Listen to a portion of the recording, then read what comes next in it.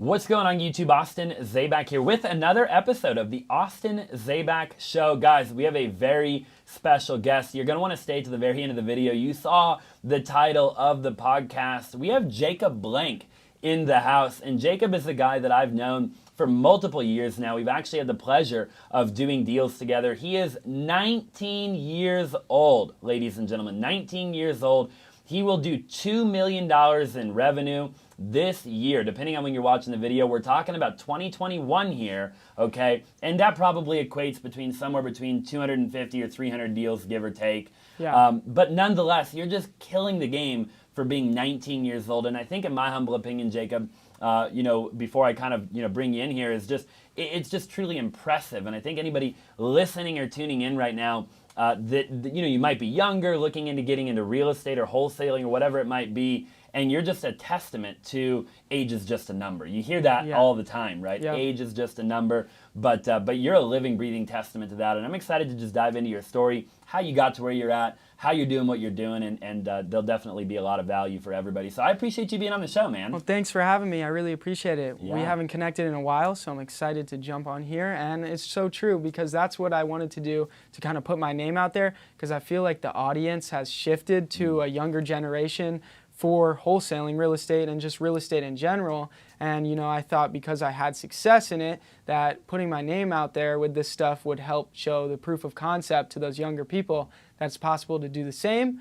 And so that's what I love doing. Yeah, so. That's awesome, man. So, there's not a lot of young people that are doing it at the level you're doing it at, though. Right. There are a lot of young people. I do agree. Like, I think the wholesaling industry, well, really social media, I think, when you look at when Instagram started to evolve and TikTok and everything like that, Max Maxwell, and I think he was like the OG that kind of like made it, and then now obviously you have Brent Daniels and you have all the dudes that kind of made it popular, right? And then now there's dudes like you and me, and we're kind of making it popular, but yeah, there's a lot of young blood getting into the industry for sure. Yeah. But most 18-year-olds don't, I don't think I know anybody else at 19 that turned it into a real business, right? I think I see a lot of wholesalers that sling a deal or two here and there, and it gets them by. They make $100 grand a year, and hey, if that's their goal, good for them. Yeah. I always say, like, if your goal is to make 80 grand a year and you're genuinely fulfilled at 80 grand a year, you're genuinely happy, you didn't settle because somebody else told you to,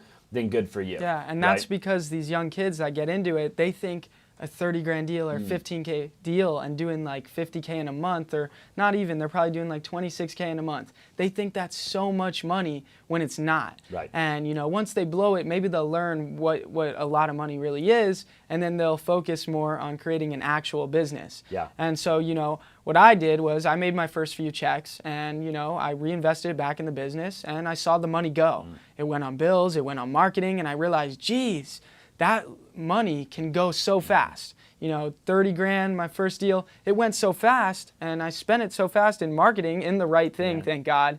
But, it goes so fast, and that's when I really realized what's a lot of money, and I knew in order to, sustain the life that I wanted and build the life that I wanted and actually, be protected and feel safe and comfortable, I needed to make a lot more. And that's what I realized. And I think that's what drove me to build an actual successful operation rather than just making a quick buck here, buying this, flexing on friends, none of that. I wanted to build an actual business, and I've been able to do it. That's awesome, man. It's been a dream. You remind me a lot of me when I was your age, so...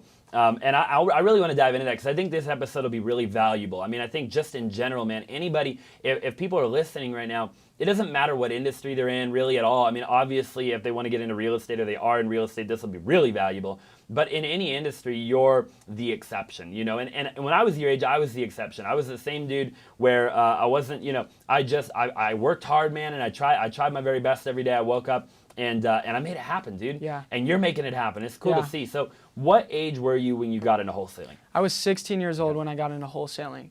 When I started my entrepreneurial type stuff, I was like 12 years old. Wow. And I flipped junk on OfferUp, flipped random stuff. And I feel like a lot of people that are good at wholesaling started with something like that. And my first actual business was the OfferUp business. And I'd reach out to my grandparents and friends, and I would see, do you have any stuff from when you were younger or any junk around the house you want to get rid of? And I'd say, let me partner with you. And with my grandparents and stuff, they'd give me the stuff for free. I could take all the profit if I sold it for them. Yep. They just wanted to clean out their house. And then with friends, everybody's got Legos, games, you name it, from when they're young. And I'm like, I'll sell it for you. Don't worry about it. Let's split the profit 50-50. And I was scaling my business on OfferUp by doing that, finding partners and sourcing stuff to sell like that. And so that's kind of when I first started being an entrepreneur. And then when I turned 16, my eye got caught on wholesaling real estate. And I'm like, geez, I could really make a lot of money here. And it's kind of the same concept as flipping junk. Yeah, you know? I love that, man. I love that. There's a couple things I want to dive into on that really quick. So number one, dude, you're so right. You see dudes like Ryan Pineda and everybody, right? Flipping the couch or flipping this or flipping that. But I've never even thought about it. The amount of junk. Okay, so I'm just moving right now. We're talking about it before the show, right?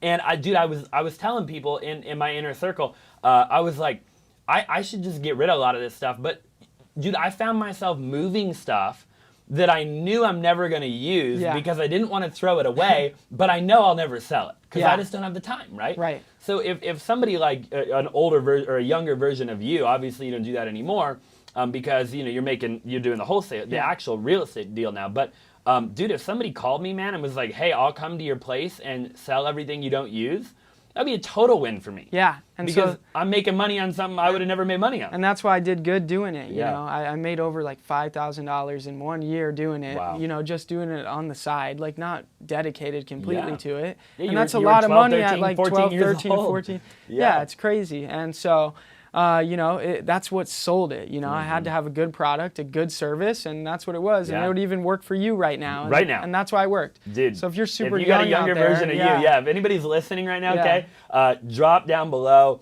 or whatever, hit up Jacob, whatever. I would take that right now, okay? If somebody wants to sell all my stuff, I'll do it right now, We'll do 50-50. And dude, I would love that. So that's awesome. So then you got into wholesaling. The first thing that comes to my mind is the biggest self-limiting belief I hear all the time, right? So for people watching, for people listening, you probably hear it all the time now too. Yeah. How do I get into real estate if I'm not 18, right? Yeah. You hear it every day. So you did it. So just very vaguely or however you want to answer the question, how were you able to pull that off? So basically in business, you're able to become 18 years old by creating an LLC with somebody on it that's over the age of 18. So whether that's your parents, a friend that's over the age of 18, have them be a member on your LLC, and now you just basically became an 18-year-old in business. Wow. Now you can sign contracts under that LLC because you're a signer on that LLC. Age no longer matters. And creating an LLC, you can do it with the state for like $80 and online for a couple $100. Wow. So it's not that much of an investment, to basically become 18 and be able to conduct business and real estate transactions. Yep. And so that's exactly what I did. And I wholesaled real estate like that for 2 years and never had trouble. So just get somebody in your family that's on board that believes in you, and if your family doesn't believe in you, then get them to believe in you. Yeah, and you can get them to believe in you by telling them to check out me and my story, because I tell them how I did it. I did it that way, and it worked, and tell them, look at this kid, man. I can do the same thing. I know I can. I'll work hard for it, and I guarantee showing them the proof of concept with me, plus you saying you're going to dedicate your time to it, will get them to believe in you and start an LLC. Yeah, 1,000,000%. I couldn't agree more. And if you can't get them to believe in it, then maybe you don't believe in yourself. And I tell people that a lot of the time, right? At the end of the day, if you can't get somebody to believe in you, Jacob, it typically is because you don't believe in yourself. Yeah. And a lot of us don't want to admit that.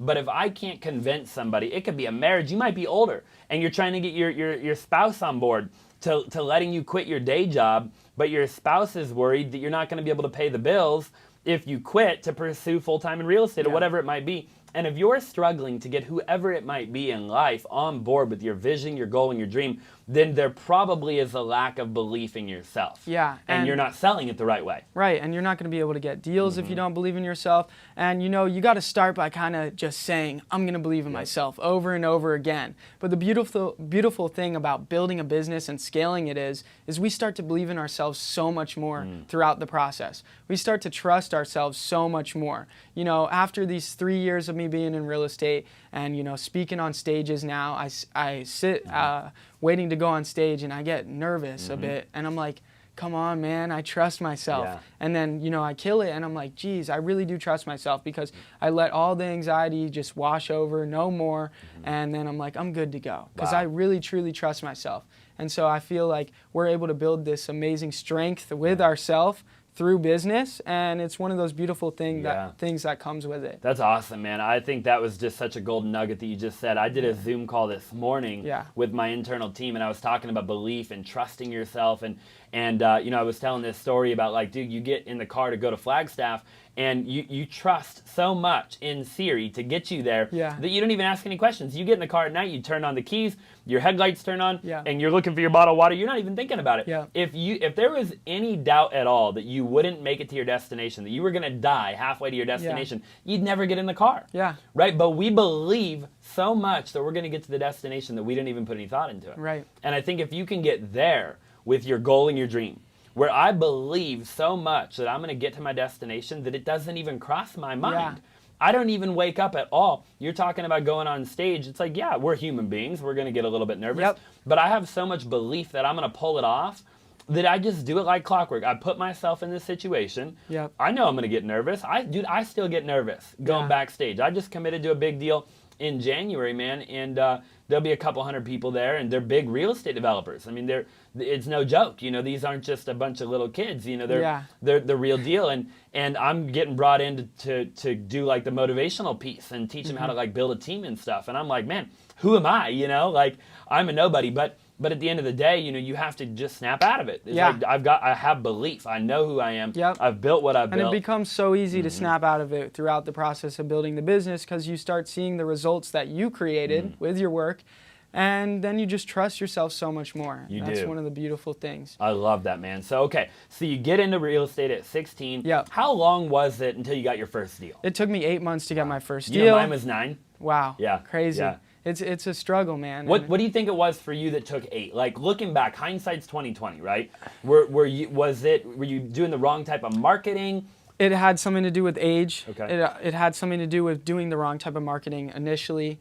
And it had something to do with not being experienced too, because I got a deal under contract 6 months in. But then it turns out when I walked the buyer through it, it had a bunch of foundation issues that the seller didn't tell me about. I bring that to their attention. They tell me they already got a bid for $17,000 in foundation repair. Completely killed the numbers. How was I gonna?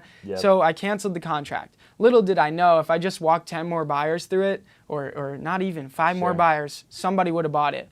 So that was the experience part. Then the part that held me back, the marketing part, was initially I printed out 1,000 flyers from a regular printer on regular printer paper, and I mapped out all the pre-foreclosures and lates, a route that would be quick to get to all of them in my area. And I went and I started passing them out, knocking on the doors. If they didn't answer, I'd tape it to the door or leave it in the mailbox. I never got a call and spent a lot of time doing that. Then I did some bandit signs, not many, but I probably put 100 out. And then, you know, I put them out and I waited for a call. So I wasted time waiting too. And then I never got a call from that either. And then I realized I needed to be doing proactive marketing rather than reactive marketing. That's when I got into cold calling, got data, got a dialer, started cold calling myself. After like a month, hired 2 cold callers, and then I started getting traction. And then, you know, it took a few more months, but I got that one deal under contract canceled. And then about like 2 months later, I got that deal under contract. So it probably took me 4 months after I started doing cold calling, the right marketing channel that would actually bring go to people rather than waiting for them to come to me. Which I like what you said there, proactive versus reactive. You got to. Otherwise, you know, nobody's just going to give you the deal. You're on the defensive. Right? It's like in life, you know, even in life in general, I want to wake up and be on the offensive. I want to put myself into a position where I'm in control, right? I don't want to be waiting on the defensive like, okay, well, I hope my phone rings today, you know? And especially for that first deal, because you don't have SEO. You haven't built a good website that's bringing organic leads. You don't have all these different channels that are already going to bring you stuff, no matter what. And those things take time to dial in and to create and build. And so in the beginning, you got to be doing something proactive. And so it took me like 4 months after I started doing the right marketing, got that first deal, was for $30,000. Actually just up the street. Big deal.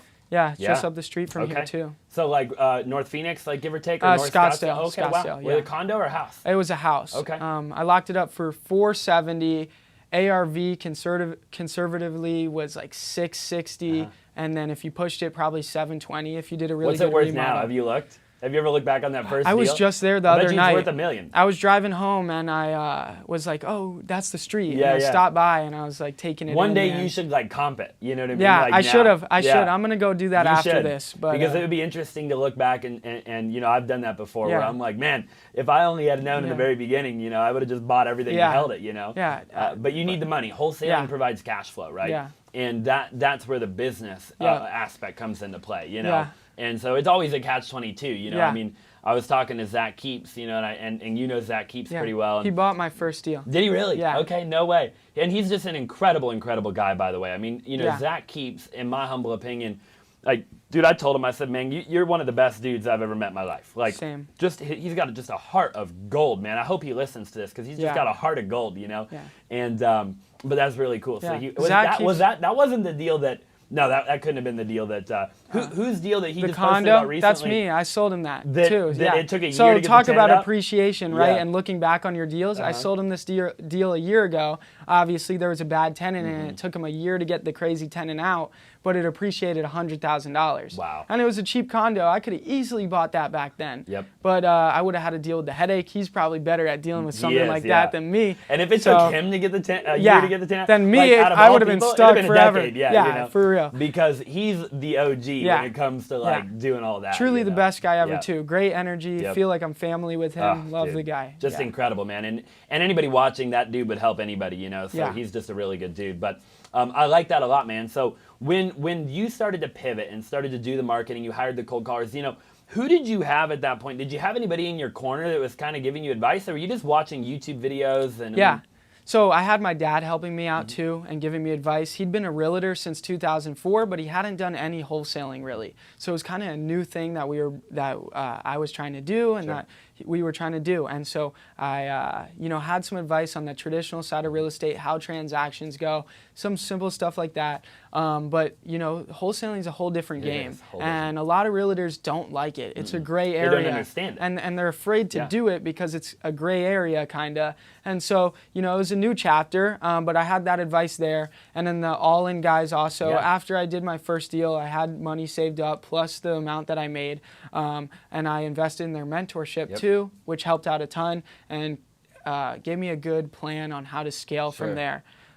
Which was good. And Carlos and Sal and Alex, right? Yeah. Or was it just Carlos and Sal at the time? Carlos, and Sal, Alex? and Alex. Okay, cool. Yeah. Yeah, and they're phenomenal dudes too. Yeah. I don't know Carlos and Sal as well. Yeah. But I know Alex decently well. You Yeah. know, I've talked to Alex and we've hung out multiple times, and he's a really good dude. Yeah, they're good dudes. So, small world. You learn over the years that, I was telling you before the show, I've been in the industry since like 2014, give or take. Yeah. And dude, everybody knows everybody, man. Yeah. Like if I've learned one thing, like you really can't do people wrong in this industry. You can't do bad business. That's there why are it's people in the surprising, industry though, that have done that bad there's- business, and you hear their name, bro. Yeah. Like I never want to be the guy that people talk about like that. It's you know? surprising how many people do shady stuff and slimy stuff when Yep. everybody knows each other. Yep. It's just surprising. But overall, I think people chalk it up to way too many people doing bad stuff when I don't think there is that many. No. I think there's this bad look, but Yeah. I don't think it's really like that much. A lot of wholesalers don't know what they're doing. Yeah. There is something to be said about that. Yeah. They're throwing crap at the wall to see what sticks. Yeah. And they're locking deals up too high, and then they're canceling, right? And that makes it tough for the actual real deal wholesaler to come in because you're competing with an offer that's not even a viable offer to begin with. And I'm telling the seller, I'm like, listen, whoever made you that offer is not going to go through with that because it's just a simple numbers game. I'm looking at the deal. It ain't worth that, right? Yeah. And no investor that knows what they're doing is going to pay you that, which immediately I know it's a wholesaler that's new to the real estate game. And so I'll tell sellers, I'll say, hey, listen, I hope they do close at that number.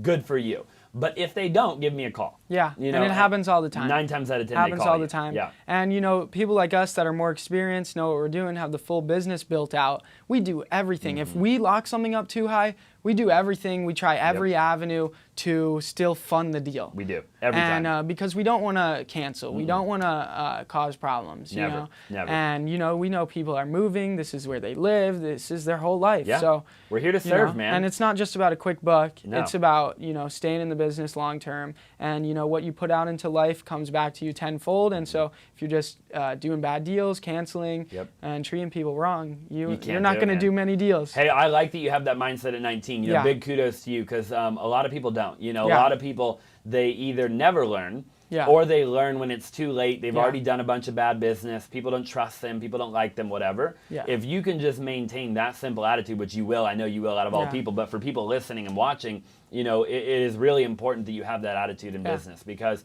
it's something I've always aspired to do. And I have really great role models too. You know, Josiah Grimes was a dude that I was really fortunate and blessed to spend a lot of intimate time with him. And he's one of the best dudes I've ever met in my life, you know, and in terms of just, he's a man of God. I mean, he's just he's the whole package of what I aspired to be in life. And obviously now they run Keegley, right? Which is one of the most successful operations, arguably, in the country when you really look at the whole thing they built out as a whole, right? And so, dude, just having good people you look up to, man, with good morals and values is really important. And I feel like when it comes down to work ethic too, what you put out into this world comes back. And that's truly what how I think I got so successful in such a short period of time, is because my work ethic is like no other. I outwork everybody around me that I know. And I think that's what made me successful. The more work that I put out, I seem to get blessed with different things happening, different wins. And that's just how I see it. So I love that, man. Okay, so let's go back in time a little bit, kind of like right in the, you start wholesaling, right? Now you're doing cold calling. Did you scale the cold calling thing? Yeah, so once I got that first deal, I had 2 cold callers. I instantly went to 4. Then I did like a 15K deal, a 24K deal. I went to 6 cold callers, and from there to 8, 12, 14. I just kept adding 2. Your cold callers are in Rocky Point, aren't they? I have half in Rocky Point and half in the Philippines. Okay, great. All right. And is that your operation down in Rocky Point, or? Yeah, they all work from home. I did have an office for a little bit, but I just shut it down recently, sent everyone home again. COVID and... it was just working out better that way too. I might do an office again because I liked the environment. I liked how the morale was picking up there by having it. But they all work from home. We own a couple condos there, so we go there a lot, and so I just met them in person. You like going there too? Yeah, Las Palomas. And you know, Crystal 204 is our condo. So. And the amazing thing about Rocky Point is, and the people there is, not all of them are just cold callers. I find people that are extremely smart that unfortunately got deported from here, but they went through high school and everything, and I'm able to provide them a job that pays better than the minimum wage down there. So they're able to almost get to American minimum wage right now. I have them climbing the ropes, and I can't wait till one of them or 2 of them are making more than people in my office here in Scottsdale, which I know will happen. And they're so smart. They're able to do everything. And they got their work ethic, man. And they even have my back more than some of the people here, I feel sometimes. They're loyal, dude. They're loyal. They are. You know, and loyalty is everything, man. I think Americans, unfortunately, sometimes, and I hate to be that guy, but we're just so, I think as a society, we're so... we get to this point where I guess we're when you're a kid and you're spoiled almost. I mean, you're like, and so unfortunately, man, but loyalty is everything. I've had a lot of people leave our and look, when people walk out of my door, I bless them. I say, God bless you. I hope you live an incredible life. I've had people steal from me, lie to me, cheat on me in business, right? And I bless them. I'm like, God bless you and your family, and I hope you have a great life, you know, and because, at the end of the day, what goes around comes around. It isn't my responsibility to try to get revenge on somebody ever. And you don't want to carry that baggage on your shoulders of that stuff. No, you don't. But, so getting good people is really important, you know, and hiring good people. And so for anybody watching and listening, I like what you're saying on the cold calling. I think cold calling would you say cold calling for you has always been the #1 marketing method that has driven the majority of your deals? Yep, cold calling has. It's favorite marketing channel still. I've done plenty of marketing channels, and I do a couple others in cold calling, SEO, a little bit of SMS, but it's always seemed to be the best one so far. But I do plan on in 2022 diving a bit more into PPC and really trying to get that to work and dial that in and actually learn how to run it myself so I can become a master at it, just like I have at the cold calling. And then I think it should work out and hopefully help our business scale more. Okay, so cold calling being the #1 marketing strategy. I love that, dude. It's the same for us, by the way, in full transparency. Cold calling. Look, texting's dope. I like texting for a long time. The text laws are stupid, in my humble opinion. You can't deliver messages half the time. We still text from time to time, but here's what I tell my team, man. I say, listen, and we do pay-per-click, and I'd love to talk to you about it, and we do, but I say, all the marketing that you do in the world, where do you end up at the end of the day? You end up on the gosh dang phone. If I knock on somebody's door, eventually I get their phone number, we're talking on the phone, right? If I do direct mail, we're on the phone. If I send a text, we end up on the phone. If I run a Facebook ad, we end up on the phone. If I run an Instagram ad, we end up on the phone. A Google ad, we end up on the phone. I'm like, why not just start on the phone? Start there. You know what I mean? I've never heard somebody say that, and I really like that because that's so true. Why not just start there? Start right on the phone. You're closer to on the phone, and 100%. all those other marketing channels, you're working to get them there. Yep. Why not start there? So yeah. that's beautiful. So I love keeping that. I think keeping the main thing, main thing, right? Keep, the cold calling, I think is incredible. Yeah. I think it'll always be incredible. Goes back to the basics. Yep. How could it not work? So. No, and look, the cell phone carriers have tried over the years to hone that back a little bit, but I think you're always to some degree going to be able to cold call somebody that is not on the do not call, right, registry. So. And then even then off camera, I would tell people a thing or two about that, but I won't do it on camera. So, but yeah, so texting, do you do any texting right now at all? We cut it back. Okay, yeah, we completely did turned too. it off. Yeah. But we were doing it, like maybe we cut it off 2 months ago, so not that long ago. Yep. But no real results in the past 6 months from it. No, texting is just, I don't know, dude. We did well for a while, and then it just kind of faded away too. I think you were more into texting than I ever was.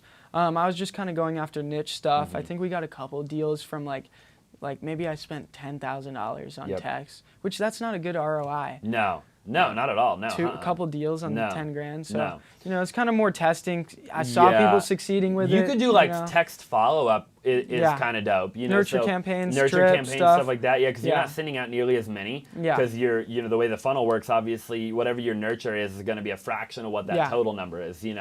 And so you're just doing a follow up. Hey, just wanted to follow up. I know you said you weren't looking to sell for quite some time, but just wanted to let you know we are still looking for a property in the neighborhood. Yeah. We chatted a few months ago. I don't know if you remember my name. And give me a call if something changed over the last couple months. Yeah. And stuff like that. That'll work good. But again, you got to get the right tech software. There's a bunch of software out there. Some of it's good, some of it's trash, some of it you're not going to get any delivers. Yeah, so there's so many of them out there too, and that's one of the things that's hard for us even, and way harder for the new people, is because there's so many different services out there that people don't know what to use, and it's like, idea, man. And then you're spending hours researching each one money to make sure you make the right decision. And I remember when I was starting, I had like printed out what this one costs, what it provides, had it all over my wall. Put them all next to each other. Yeah. I had it on the wall, and I'm like an FBI and agent. I'm sitting there, trying to figure it out. Like that. So that's one of the hard things too. But so have you done much pay-per-click then at all? Or? We spent maybe 10 grand on pay-per-click. So not much. Didn't get any results because I had another company running it for me, and it's not their money, so that's kind of why I want to learn how to run it myself. Yep. Okay. I like that. I was kind of trying both those marketing strategies through 10 grand at each one. Yep. And did some testing. Sure. Yeah. Pay-per-click. We're ramping up pay-per-click right now.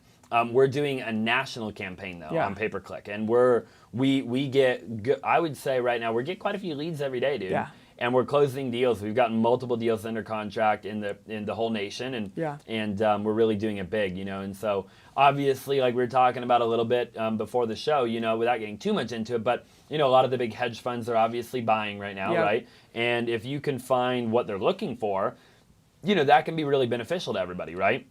So we'll run pay-per-click, and if I can take a deal in Atlanta, or I can take a deal in Kentucky or Nashville or wherever, and sell it to a hedge fund. That's so true to everybody. Too. Yeah. It's made nationwide PPC easier too, because these hedge funds are here now. You got a buyer everywhere as long as it meets their criteria. So that's huge too. And I don't know how long that'll last. We've seen and I'd love to hear your thoughts on it, but we've seen obviously Zillow pulled out of the market, and some of the big hedge funds, I guess the Wall Street money. Maybe they'll be around for another couple of years. It makes you wonder, when they're going to pull out. They got to pull out eventually. Yeah, from what I know, I was speaking to some really smart people maybe 4 or 5 months ago.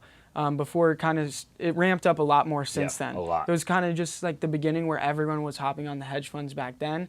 And it's ramped up a lot. But back then, they owned 4% of the market, and they want to own 40% of the market. So that tells us that they're going to be buying for so long, at least a couple of years. And so that means the market's not going to crash. No. They're buying up all the supply. The demand is crazy. Yep. There's no supply, and they're going to keep it that way. The minute the supply gets bigger and they let it, they're screwed. Crazy, They bro. let it crash. So What's crazy about all that, and this would be a whole nother podcast, but just to very vaguely, you know, Yeah. it's like, you know, what does that do to just the normal homeowner? Yeah. When you have, you know, when you go pull into a neighborhood, right? And 40% of the neighborhood are renters. Yeah. Renting from, you know, big institutional money, right? And only 60% of everybody in that whole neighborhood is just a normal family that actually is an owner of a property. Yeah. You know, there are so many things that come along with that, It's right? crazy. When you really look at it, like what does that do to the rental market? What does that do to first-time home buyers? You know, just as a whole, economically, Yeah. you know, when you look at like macroeconomics, I mean, that again, a whole nother podcast. Yeah, But isn't that crazy? macroeconomics on that would be crazy. But like Grant Cardone has said, you know, that he sees the future, everything's going to be rented. Your clothes, Yeah. your car, your house, everything. Yep. Everything. I believe that. And with this hedge fund thing, I see it going Yeah. there too. Dude, you got to hedge your money against inflation, man. Yeah. You know, I think the hedge funds, why have trillions of dollars just in cash? Cash Yeah. is trash, you know? And you hear Grant Cardone talk about that all the time, right? So Yeah. I think for anybody watching and listening and like you and me, it really boils down to just like get rid of cash. Yeah. Make as much cash as you possibly can and then get rid of all of the cash. Yep. And spend it on Bitcoin or real estate or whatever you believe in, I guess. You Yeah, know? and like you said, eventually they have to get out. But I think there is a chance that they don't. And they don't because of that future, everything rented. And I Yeah. think there's a chance there. But if they do get out, that's the market crash. It is. That we see. Yeah, because if they pulled out all at one time, Yeah. that in and of itself would cause Even slowly would drive it prices would slow down. and probably fairly quickly, you know, Yeah. because you know the supply would theoretically go way up. Yeah. If you didn't have that competition, because it's also going to spark fear and panic in the market. Yeah. You know, home buyers are going to look around. There's not going to be as much competition overnight. Right, you're going to go from getting 8 offers on a property to 2. Yeah. And that. And we've already seen the market settle a bit lately. It softened you know? up.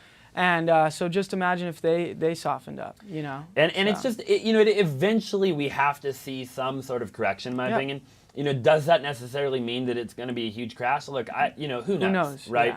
Yeah. But you know, at some point, it either has to plateau or correct a little bit. I mean, I think everybody to some degree could get behind that statement. Now, who knows when that'll be? It could be another 5 years. Yeah. You know, but at some point, we've been on a really long bull run now. We've been on basically an 11 or 12-year bull run. And statistically, bull runs don't last that long. Yeah. You know, so when you look at data over the last 100 or 200 years, I mean, data typically doesn't lie. You typically won't break a pattern like that, you know, very, very often, right? So, you know, maybe a couple of years we break the pattern, and then at some point we should see a taper. And I think, you know, new wholesalers especially are putting a lot of thought into this and are scared about the market crashing. And I think, you know, they're worrying too much about it, and they shouldn't, because who knows when it's going to happen, first off. And then second off, if you can just, before it happens, build up your experience as a wholesaler, get good at it, we're the middlemen. We 100%. find ways to make money, and so we'll just buy lower and sell lower. Yep. Big deal. Well, yeah, So- because all the landlords and the flippers enter the market again. Yeah. If the market tanks. Yeah. Right? So if institutional money left, your mom and pops all come back in. They might save the market, They too. could, They 100%. could. Yeah. Because they all come back in, and now, sure, they're going to pay a little lower. Yeah. But sellers are going to sell lower. So it's all relative, right? Yeah. When you look at the macro, it's all relative. So if I can buy deeper and sell deeper, but still create arbitrage, then you're still in business. Yeah. As a matter of fact, I would almost argue, Jacob, that there's more money to be made in a down market for a wholesaler, really for anybody. I mean, Warren Buffett talks about it. He says, you know, when I can't remember his exact quote, but it's when fear or when what does he say? When people are greedy, be fearful, I think is what he says. And when people are fearful, be greedy, right? And basically what he's saying is when people are confident, and they're like right now, basically the market we're in, everybo's confident, and buy Bitcoin and buy S&P 500 and buy real and everything like that. You know, Warren Buffett's an old school conservative guy, to put it, you know, to simplify, right? But he's like, hey man, like be careful, right?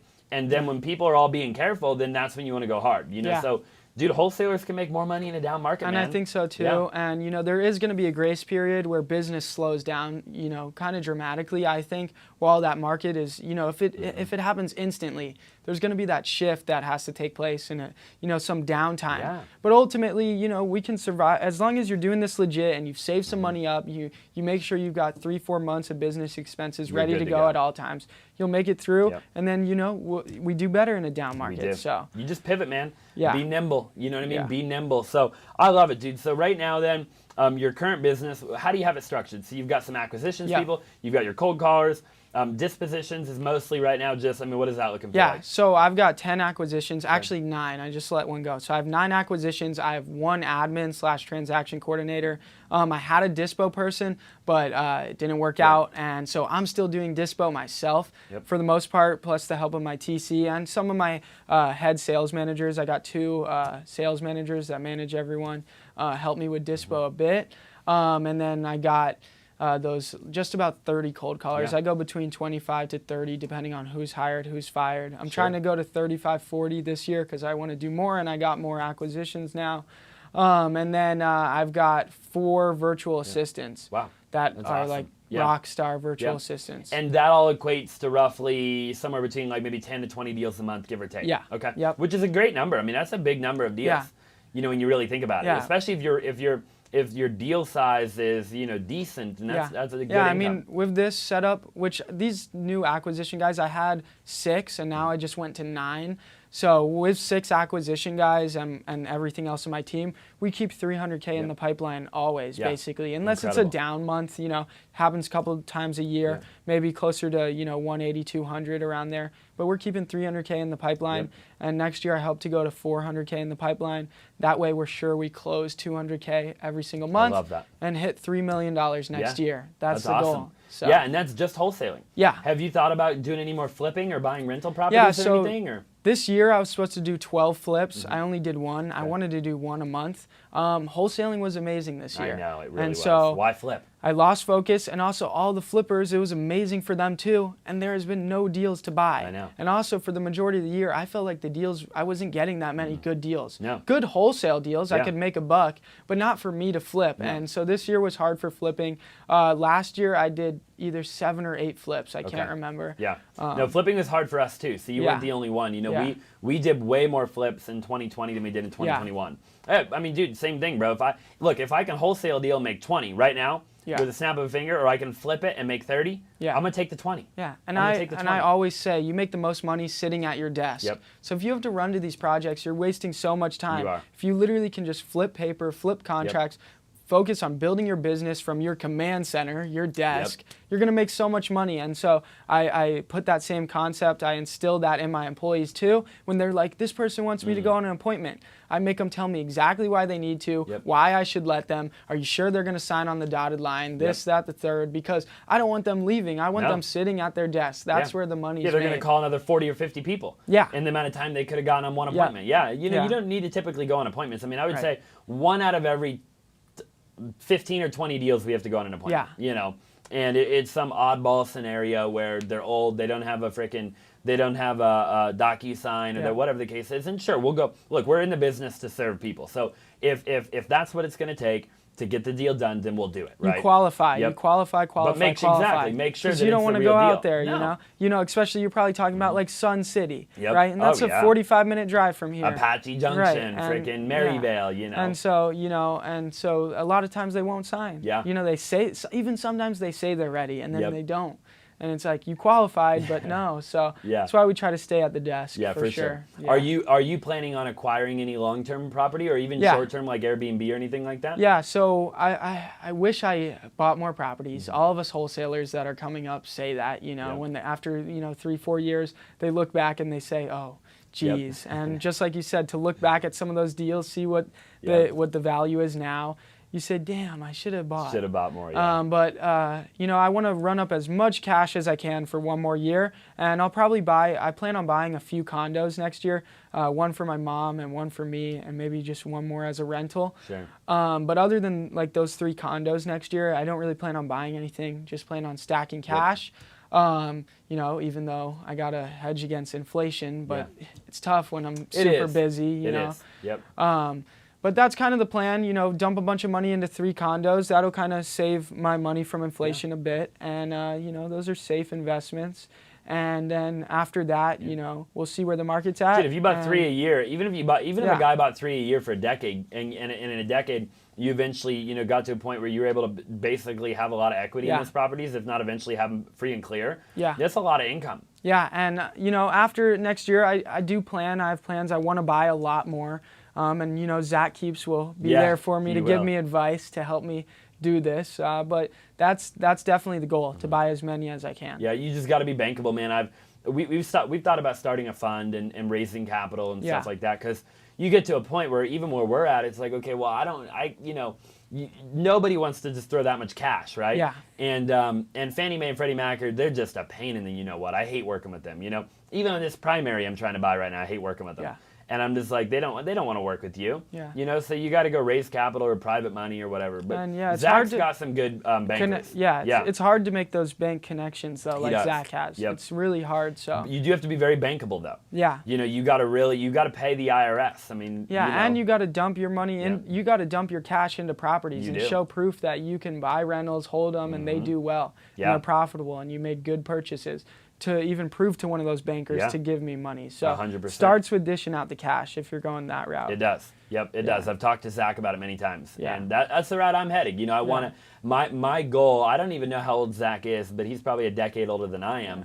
And give or take, who knows? But when I'm his age, that's my goal in life. I think he's done a very good job for himself. You know, he set himself up, set his family up, you name it. Yeah, yeah. If I could only buy as many properties as he bought, the last market crash, like the next market crash, we'll be killing. And that's the game. why I want to build up cash. Yeah, you know. And, you know, when the market crashes, I'll be ready to go. Yeah, I love that, man. Well, I have a couple more questions, and then I know we're getting a little bit long here. One of my big questions for you is just a mindset thing, right? Which is, you know, we've all been through trial and tribulation in life. And you've been through trial and tribulation as early as 16 and struggling with the age thing, to it taking 8 months to get a deal, to your first deal falling out of contract, to you know, having to fire people over the years, to different marketing not working, to, you know, blowing money. Everything you can imagine, right, will happen to an entrepreneur. You know, somebody that is trying to achieve success, they get knocked down and kicked in the face.